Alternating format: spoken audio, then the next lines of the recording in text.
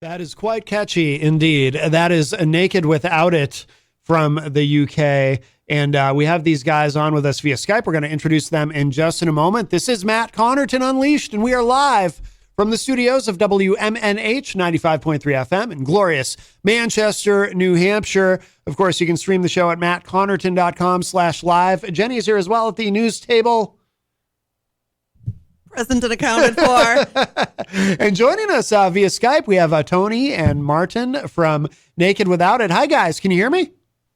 Yo, we've got you. Yeah. Awesome. It's always a little nerve-wracking with a transcontinental Skype call because it doesn't always work out. So it's nice when it does. But great to have you guys here with us this morning. So what do you each do in Naked Without It? What are your roles respectively?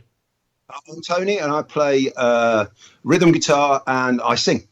Okay. And I'm Martin. I play all the other guitar and do a bit of BVs as well. Yeah. Okay. Very good. Now, that song "Spinning" it's very catchy, and I noticed all your songs are like that. They're very easy to kind of sing along to.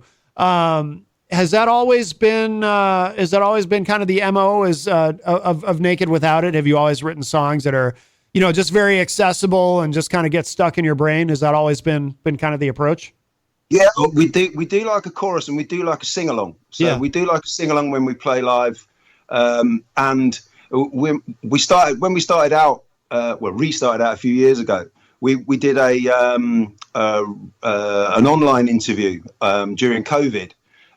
So we did an online interview, and I can always remember Martin saying to me at the time, just wait, we're the entertainment.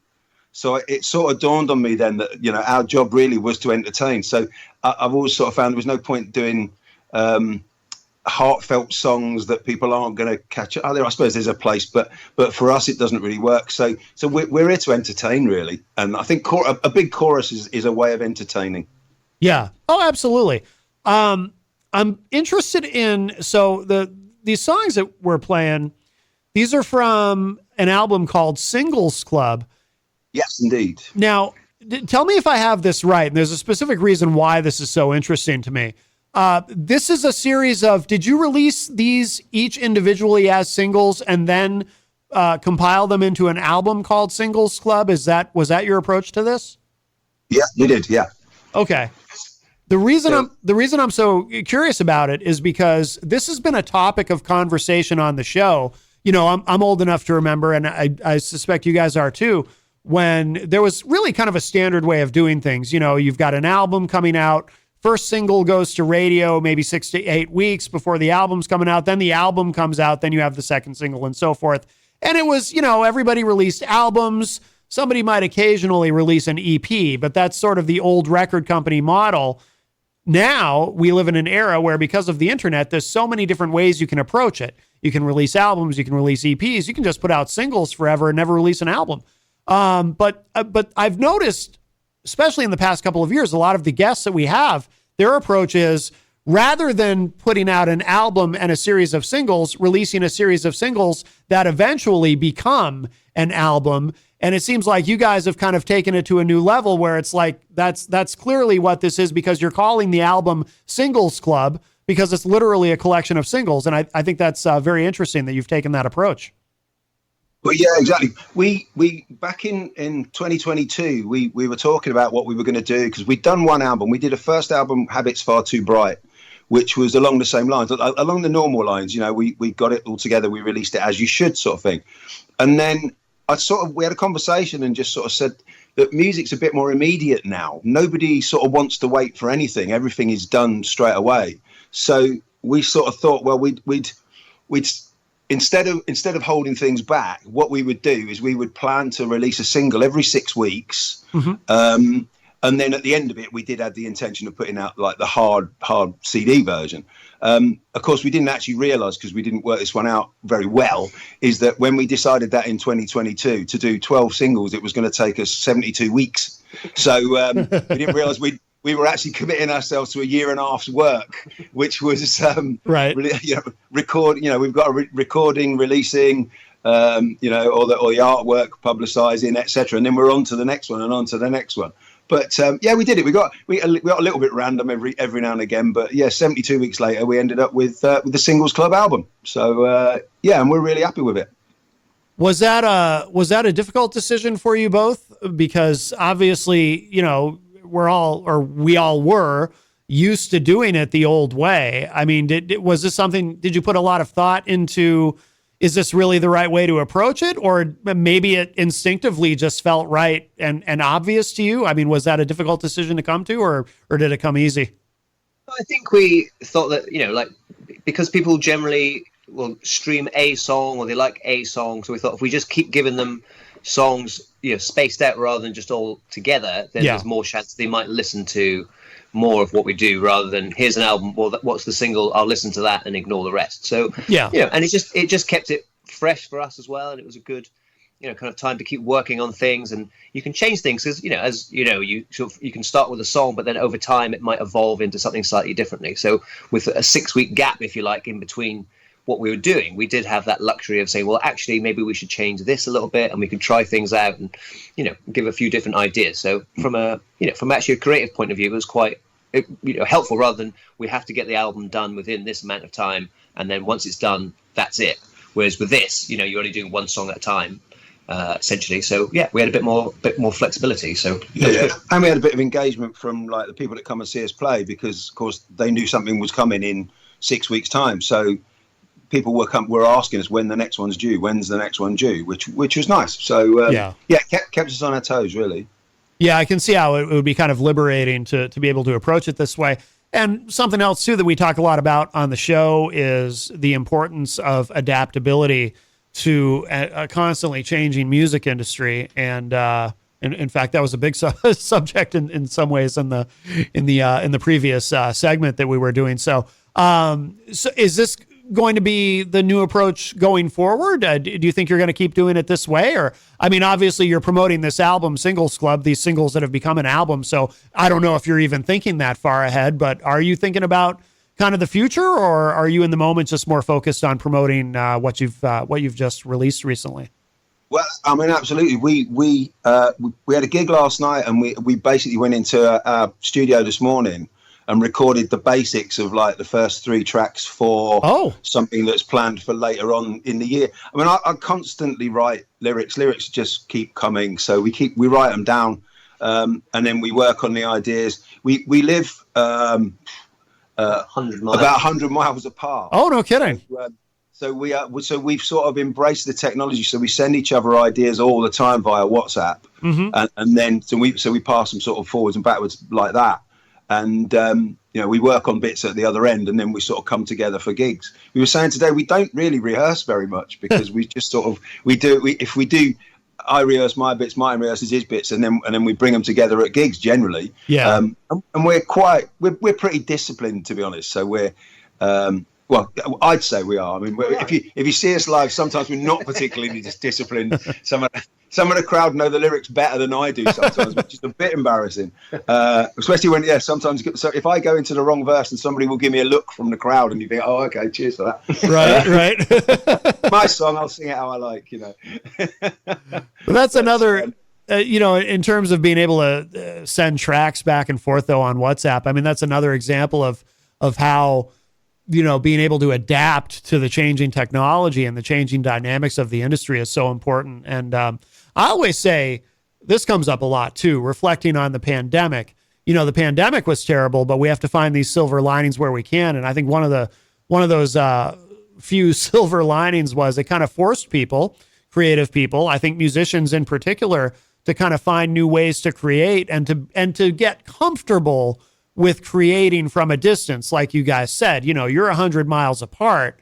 And, you know, I think for a lot of people pre-pandemic, the idea of even being able to work that way, even though the technology was already there and has been there for a while, to be able to, you know, just send tracks back and forth online. I think a lot of people pre-pandemic were resistant to that, who then became comfortable with it, who now it's very freeing, because it's just another way to create, and to be able to create and collaborate with somebody who is 100 miles away is really cool.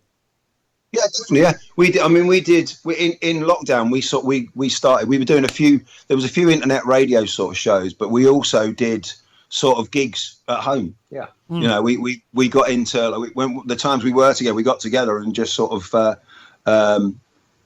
played an online gig, sort of like on Facebook Live or something like that, because it was a way of still getting the gigs done. If you do enough promotion before and get everybody sort of aware that it's going to happen and make a bit of a party of it, then it worked for us. So yeah, that was good. And also, we released our first EP the week before lockdown happened. We did. So it wasn't our fault, just to point out. But, so we didn't get a chance to go and play it live, and so we had to find a way to do it, still get the music heard. So we did one of those videos where we record our bits separately, piece it together, trying to find out how that technology works. Like you say, I mean, it was kind of figuring out a lot of stuff very quickly that we could still promote, our new product, because we were very excited about it at the time.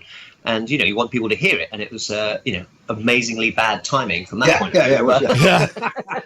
Well, to be fair, I mean, there's never a good time for a plague. No, it's true. Yeah, very true. Yeah. You guys also too. So I was reading it in your bio. Did you guys work together previously, and then you took a really long break, and then came back together in 2019? Yeah, we did. Yeah. Go on, you're good with this one. We many years ago. It's got to be nearly 30 years ago. I know we don't look that old. Well, you can't see it's on radio, so it's. We were in different bands in the same kind of area, and Tony and I, we got together and we used to play, just as a duo, just acoustic guitar, and we worked on some stuff and did a couple of gigs, and then, we kind of went off and moved places, and there's no big falling out. There's no big kind of showbiz argument. We just kind of moved and didn't do it for a while. And then the bands that we used to be in, we had the same drummer in both bands, and he sadly died in 2019. So we met up at his funeral, had half a glass of sherry, and thought maybe it was time to get the band back together. So, and it was kind of funny because we, obviously we live quite a distance apart, and I went over for the weekend, and I put my guitar down in Tony's man cave on the first day, and it kind of stayed there. We just hung out and talked, and it was almost sort of time to go home sort of the next day, and we said, well, we should probably have a go and see what it's like, because I think there was a little bit of apprehension that it'd been so long, and it's remembered very fondly, and you don't know how things are going to be all those years later. And for me it was great because he still had his old songbook that we used to play from back in the day, all the handwritten lyrics and stuff. I throw nothing away. And so we just started playing these songs we hadn't played together in 25 years, and it still sounded great, and we thought maybe we should pursue this, and so we had some ideas of original songs, and we started playing around with those, and went to an open mic night and thought we'd give it a bash, and it went down really well. So we thought, well, do you have an open mic night over there? Oh yeah, that's very common here. Yeah. Oh, okay, yeah. So we literally went into my town. And there was like an open mic night, and we went up and just sort of played. We did a couple of songs. We played 3 songs, and then we sort of looked at the fella who was comparing it and just sort of said, should we do another one? And he just said, well, play as long as you like. Yeah. And we were like, oh, okay. So we realised then that we obviously had something going on that people liked. So that was where we sort of said, well, let's give it another go. And 5 years later, this is where we are. Older and wiser. Right. Definitely older. Yeah. 2 albums in, yeah. So on Singles Club, are any of these songs, are these new, or do some of these go back, like way back? No, they don't. One of them, one of the Flowers goes way back. Okay. That goes right back to my old band, which was called Just Another Girl, which is an old Johnny Thunders song was not that the band was named after. Okay. So Flowers goes right back to then. So that's the only one we've kept. The rest of them are all sort of are all new stuff that we've been putting together. So, but I mean, Spinning is Spinning's very recent. Molly's very recent. Yeah, I mean, most of them are now. They're literally in the last sort of year or so. But as we said, we released them as singles going through, and now we're sort of we're finding a way to re-promote them, and they're all coming back through. Yeah. Oh, that's awesome. Do you guys ever perform with other musicians? Because obviously, as an acoustic duo, there's an opportunity there to bring other people up with you, or do you always keep it to just the two of you? It's always just the two of us actually. So I mean that's part of our thing. I mean it's two acoustic guitars and two voices really. So what we work hard at is trying to make that as interesting as possible. Because we sort of say we're like a live band, but we're just two guitars. So we sort of make it quite percussive and trying to fill out the sound rather than it being that sort of stereotypical strumming away and doing that. So that we try and make that kind of bring that energy to the acoustic side rather than bringing out other instruments. So we also like we like to involve the audience. I like to involve the audience. We like to involve the audience a lot. We've got what's the harmony in that they do? Oh, in Flowers. In the song Flowers, when we play Flowers live, it's very strange because there's about 4 or 5 people in the audience who've worked out their own backing vocals for it. Oh, no kidding. And I always forget. So we played last night in a place called Camberley, and we were playing it, and I'd forgotten that they do that. So as soon we come into it, and it's like an acoustic bit for me, and literally they start with their whoa whoa whoas in the background. You feel, oh, it's just brilliant. Yeah. And we have another song called One Too Many, which I think you've been sent. I'm not sure if you played it, but it's One Too Many, and we do that as a call and response song. So basically, we as I said last night, we don't make it too. It's not singy. Yeah. It's not. There's nothing clever about it really. I shout one too many. They shout one too many back. But the way it works out, it's worked out very nice because if we've got a reasonable audience, that we'll play the left hand side of the audience off against the right hand side of the audience, which is brilliant. It's brilliant fun. There's some videos on YouTube of that actually. Videos of YouTube. If you search Naked Without It on YouTube, we did one at the Carlton Tavern, and the promoter fella, Tom Bright, actually filmed it from behind us, so you can see the audience shouting back at us, which is really and that's a really good idea. That gives you a really good flavor of what we do live. That must be such a great feeling too. Well, to have fans, dedicated fans who, are at one point, on one song making up their own backing vocals. Even I mean, that's got to be amazing. Well, the other thing, I mean, as you just played Spinning, and we said when we first played Spinning, we played it in a little pub in a little place called Bracknell in Berkshire, and we started playing it, and I always said it sounded like there should be a line dance for it or something like that. But when we started playing it, there's a couple that come and see us called Paul and Jenny, and one of the first times we played it, Paul literally just got up and started spinning in the chorus, which is, as you say, it's amazing, and people don't know.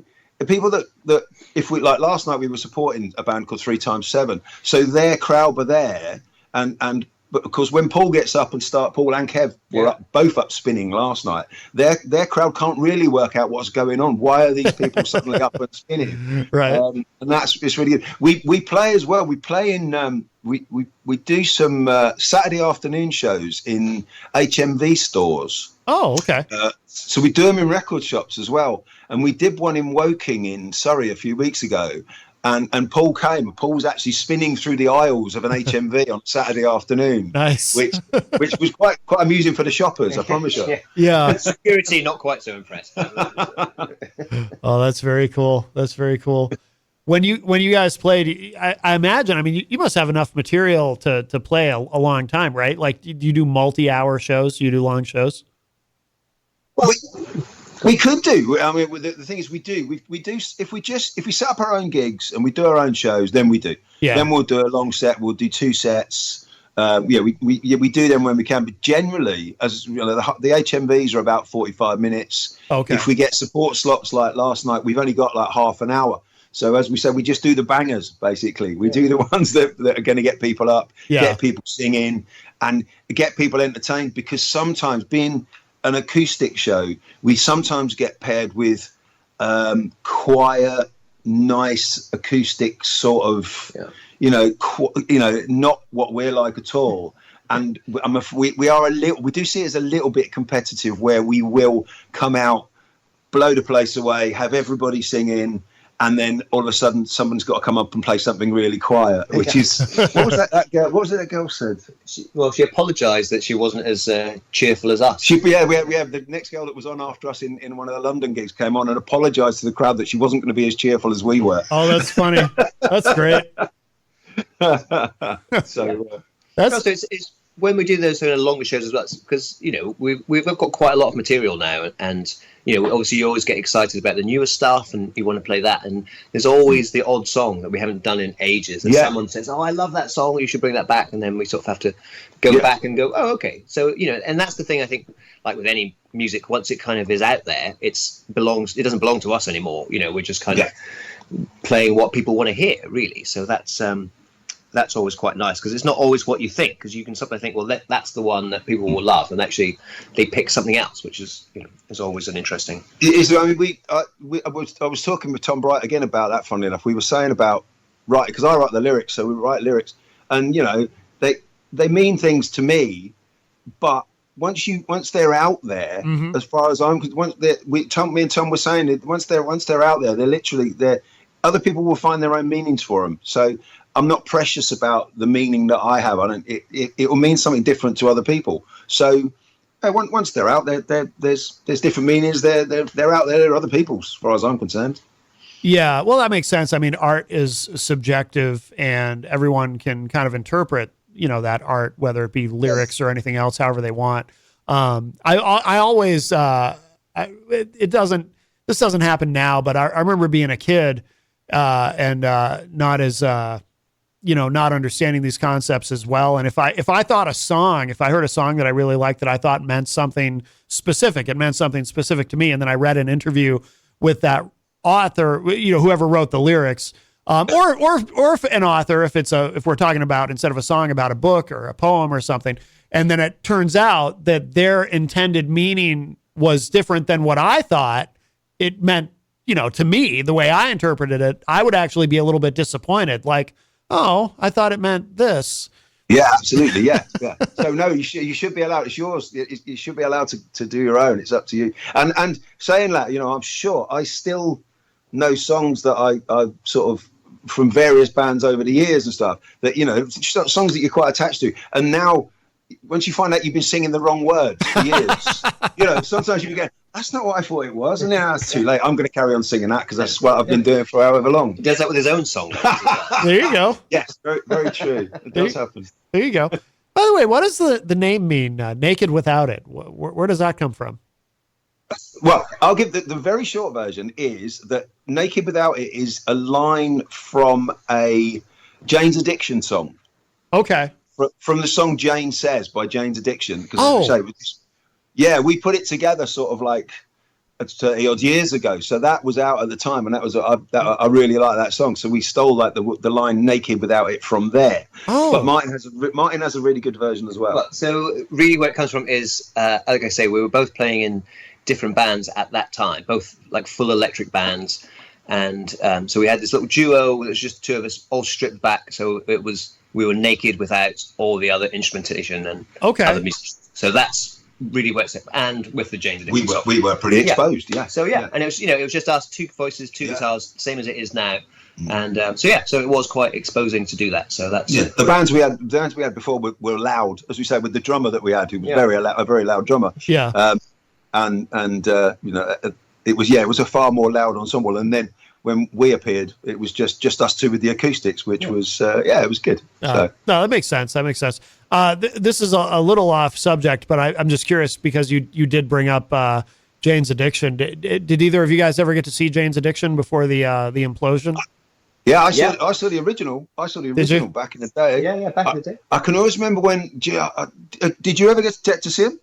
I never got to see them, and when all that happened in Boston, Boston is only about 45 minutes from where we are. So we were close to it, but I never got to see Jane's Addiction live, and it doesn't sound like I'll ever get the opportunity. I don't think they'll be reuniting again after once a violent implosion assault there, happens. Yeah. Yeah. No, I saw them. I can remember seeing them when they used to finish off the set. I remember them doing Brixton Academy. Yeah. They used to finish the set with them just playing like drums across the front of the stage. Right. It was all four of them just playing. It must be on YouTube somewhere with drums. So yeah, see if you can find out. I can't remember what the song was, but it was like it was finished just with like them playing drums across the front. They were amazing live. I think that's part of Perry Farrell was just a lunatic. Yeah. And that was great. I mean, as you saying about Boston, I've never been to Boston. I've been to New York, but I've never been to Boston. I've always wanted to go because I'm a massive Dropkick Murphys fan. Oh, okay. Street Dogs, everybody over that side down in Boston's amazing. I mean, I think the Murphys had a bar as well, didn't they, with McGreevy's or something, which I think shut now, which is a shame.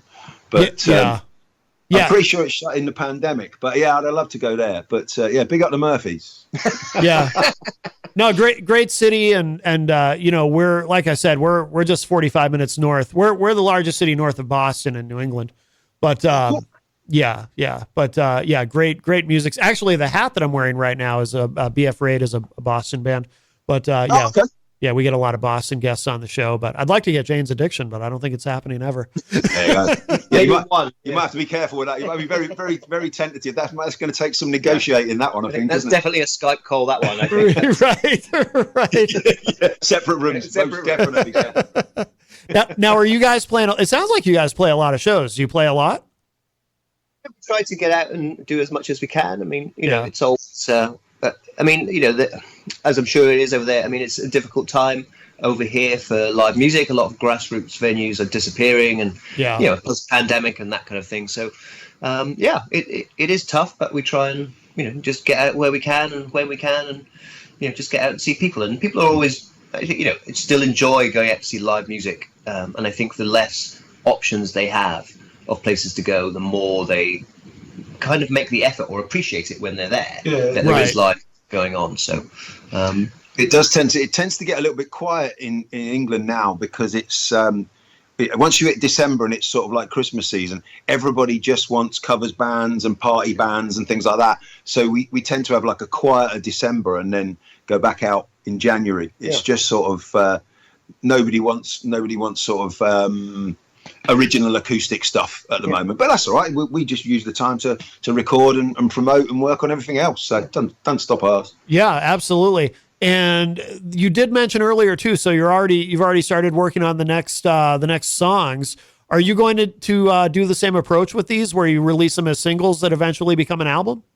No, we're chucking around ideas at the moment. We're talking about doing, again, same thing, just setting ourselves up for a problem. We're talking about 4 EPs next year. So we're probably going to do 4 3-track EPs once every 3 months. Yeah. I don't know why I set these ridiculous dates. I don't know. It makes you work. Yeah, it does. Right? Yeah. But we're going to set, so that's what we're looking at the moment. And we have been toying with calling it the 25/8. Okay. Yeah? Because 24/7 would be too easy. So, so 25/8 sounds better. Gotcha. No, I like the idea though of with the EPs, it's kind of a compromise, right, between the full album approach and then the singles versus the singles that become a full album. That's kind of like a happy medium. what you're plus thinking again, about we'll doing. end up with 12 songs we can stick on an album. Exactly. Yeah. No, I think that's great. What should before I let you guys go, and I appreciate it, you've been generous with your time. We've kept you on for a while, and it's great to talk to you guys. I love the songs, very, very catchy, fun to sing along to. What should people know? What should our listeners know about how to find you online, to keep up with everything that you're doing?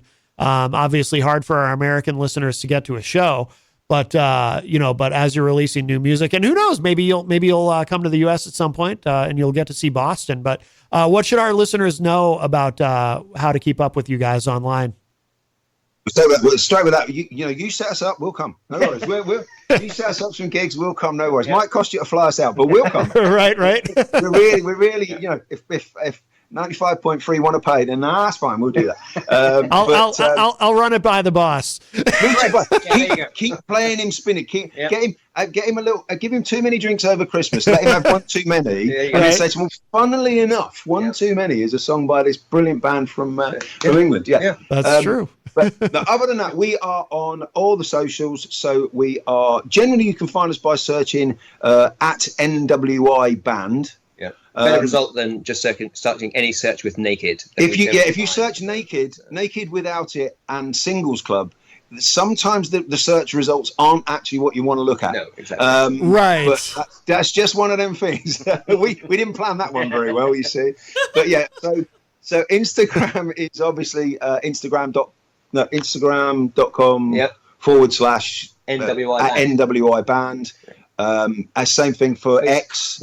X is NWI Band and Facebook. So find us on there. And on all the streaming sites as well. The Singles Club is available. Habits Far Too Bright is available. Yes. Everything is there. So yeah. And Bandcamp as well. If people want to actually get a hard copy of the CD, or either CD, we can send them out. You can find them on Bandcamp if you want to do it through that, or just contact us through the socials, and we can we'll organise to send one out. So physical product worldwide. Physical products, definitely. Yes. Outstanding. In a moment, I'm going to play this track Molly, and then a little bit later, after we let you guys go, we're also going to play One Too Many to close out the hour. But we'll let you guys. Are you guys playing it all this weekend? You got anything this weekend? We played last night. Yeah. Last night. Yeah, we played last night at a place in Surrey called Camberley. We played at the Login Lounge, which was really good. Went down really well. As I say, they were spinning and they were dancing, so that went really well. So when you play One Too Many later, you need to work out where your bit is. We did a radio interview the other week, and the DJ was fading his own vocals up and down for the response. So when you play that, when I sing One Too Many, you better be singing One Too Many back. We'll check that later. Yes. So it's interactive. Yes, exactly. Absolutely. And and give Molly a spin. Molly was the first one. Yes, Molly was is the first track on the album. Yes. It's a little bit quieter, but Molly always goes down well live as well. Very good. All right, we're gonna play that in a moment, so we'll let you guys go. Thank you so much for joining us, Naked Without It. It is wonderful to talk to you two gentlemen, and we'll do this again in the future. It sounds like you're already working on new music, so we will definitely be having you back. Absolutely. Great stuff. That. We'll be with you. That's fantastic. Thanks for having us. All right, guys. Thank you. We'll talk to you soon. Take care. All right. Great stuff. Thanks a lot. You got it. Bye-bye. All right. That is Naked Without It. And let's play this track. This is another catchy one. This is called Molly.